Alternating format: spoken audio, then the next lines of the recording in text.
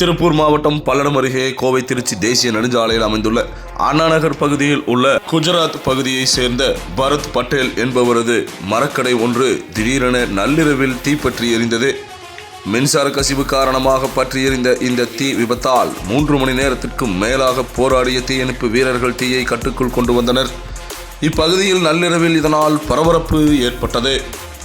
இவ்விபத்து காரணமாக சுமார் 10 லட்சத்திற்கும் மேலான உபகரணப் பொருட்கள், மரங்கள் சேதமடைந்ததாக தகவல்கள் தெரிவிக்கின்றன.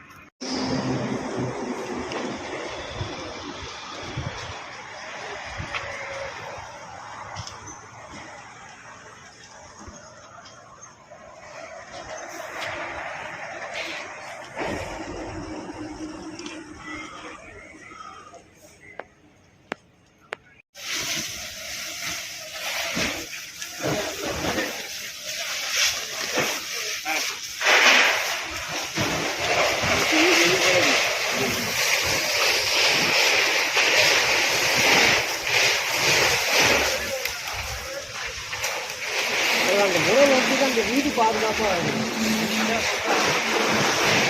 அது அடிக்கிற பாரு, அது அடிச்சிருக்க பாரு.